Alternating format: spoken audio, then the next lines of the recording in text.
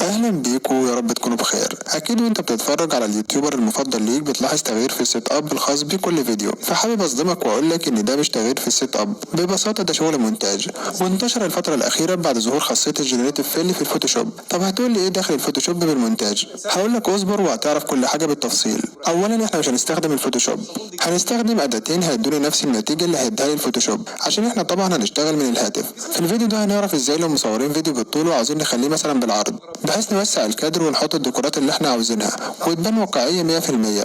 او لو عندك فيديو متصور في مكان معين وحابب تغير في ديكورات المكان ده، هنعرف ده كله بالتفصيل. فده كله هنعرف ازاي نعمله بالمونتاج على كاب كات، وهنعرف كل خطوة بالتفصيل. بس قبل ما نبدأ خلينا نعمل لايك وشير، ويلا بينا نبدأ.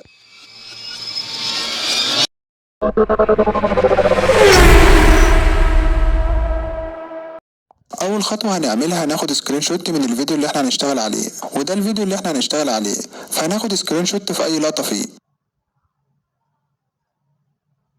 بعد كده هنستخدم اداتين عشان نوسع الكادر ونضيف الديكورات اللي احنا عاوزينها. انا هشرح الاداتين وانت اختار اللي يعجبك. اول اداه معانا هي تطبيق فوتولاب، وطبعا هسيب لك جميع الروابط في الوصف. بعد ما تفتح التطبيق هتلاقيه بالشكل ده. هنستخدم اداه الاي اي انكروب. فكره الاداه ببساطه انها بتكمل لك الجزء الناقص في الصوره، وتعالوا نشوف ازاي مع بعض. بعد ما تضغط على الاداه هتختار الصوره اللي انت عاوزها بالشكل ده. طبعا الصوره اللي هنشتغل عليها هتكون بالطول، واحنا عاوزينها تكون بالعرض، يعني احنا عاوزين نكمل الكادر عشان الصوره تكون بالعرض. فاول حاجه هنختار مقاس الصوره. طبعا هختار مقاس 16 في 9 اللي هو مقاس الفيديو بالعرض. بعد ما اختار المقاس ده هنلاقي كادر فاضي على الشمال وعلى اليمين، فانا عاوز اكمل الكادر ده. بكل بساطه هتضغط على السهم اللي فوق ده وهو هيكمل لك الكادر تلقائيا. زي ما انت شايف النتيجة مقبولة. طبعا مش هيديك النتيجة اللي انت عاوزها من اول مرة، انت هتجرب كذا مرة لغاية ما تلاقي النتيجة اللي انت عاوزها. طبعا هنا في البرنامج انت بتكتبلوش انت عاوز ايه، هو بيكمل الصورة من نفسه، وطبعا دي حاجة مش كويسة، وعشان كده هنروح للأداة التانية. وقبل ما نروح للأداة التانية هنحفظ الصورة من هنا، هنضغط صح وبعدين نضغط على سيف. الأداة التانية اسمها برومي اي اي، ودي طبعا أحسن بكتير. طبعا الموقع فيه أدوات كتير، احنا هنستخدم أداتين اتنين بس النهاردة. لو عاوزين نكمل الكادر الناقص في الصورة فهنستخدم أداة الأوت بينتنج. بعد كده تضغط على علامة الزائد وتختار الصورة اللي هتشتغل عليها.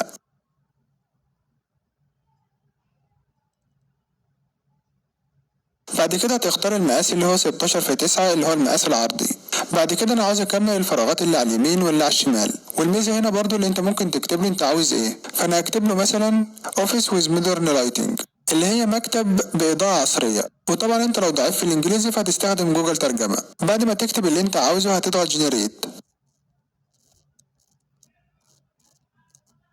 وهيديك 3 نتائج بالشكل ده. طبعا النتيجة جميلة جدا. طبعا انا عارف دلوقتي ان في سؤال جه في دماغك، هتقول احنا عاوزين نغير الديكورات في الفيديو واحنا دلوقتي شغالين على صورة، يعني انت كده بتضحك علينا. هقول لك اصبر للاخر وهتعرف كل حاجة. طيب بعد كده احنا محتاجين نحمل الصورة، فهنضغط على الصورة بالشكل ده، وبعدين من السهم ده نضغط سيف، وهتتحمل عندك على الجهاز.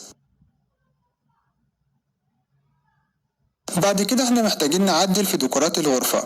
مثلا لو عندنا الفيديو بالعرض كامل وعاوزين نغير في ديكورات الغرفة، يعني مثلا زي الصورة ديت عاوزين نغير في الديكورات بتاعتها، بكل بساطة هنضغط على ال3 نقط دول. بعد كده هنضغط على ايرث اند ريبليس،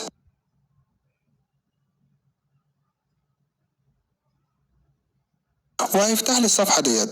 ومن خلال الصفحة ديت اقدر اغير في ديكورات الغرفة زي ما انا عاوز. بكل بساطة هتحدد المكان اللي انت عاوز تغير الديكورات بتاعته، وتكتب له انت عاوز ايه.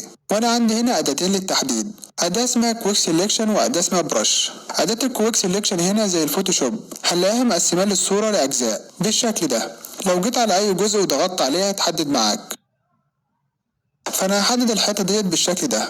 وانا لو ضغطت على الارض بالشكل ده هيحدد لي الارض بالشكل الكامل، وانا عاوز اخد جزء منها بس، فهختار اداه البرش واحدد الجزء اللي انا عاوزه بالشكل ده.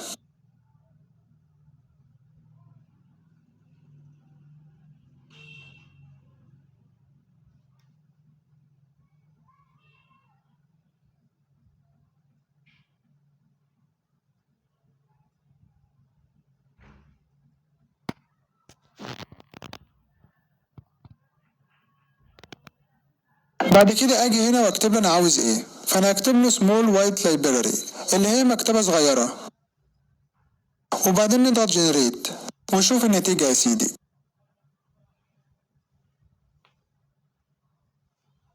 النتيجة خرافية بمعنى الكلمة. هنحفظ الصور ديت بالشكل ده. الخطوة اللي بعد كده محتاجين نعلي الكواليتي بتاعت الصور ديت، وعشان نعلي الكواليتي بتاعت الصور هنستخدم موقع كات اوت برو. بكل بساطة هتفتح الموقع وتضغط هنا وتختار الصورة بتاعتك،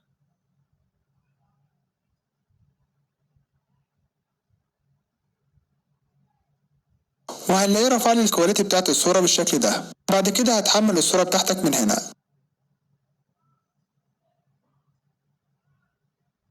بعد كده تيجي مرحلة برنامج المونتاج. هنفتح برنامج كاب كات وبعدين نضغط على نيو بروجكت ونختار صورة من الصور اللي احنا عملناها، وخلي بالك انا هختار الصورة مش الفيديو.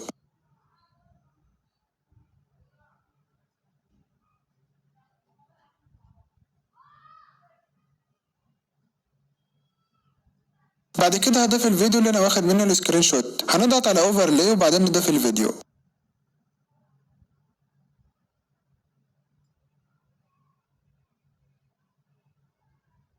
بالشكل ده. بعد كده محتاج اخلي الفيديو على مقاس الصورة، فهنضغط على بيزك وبعدين سكيل، ونحرك في الشريط ده لحد ما يكون مقاس الفيديو هو نفس مقاس الصورة بالشكل ده.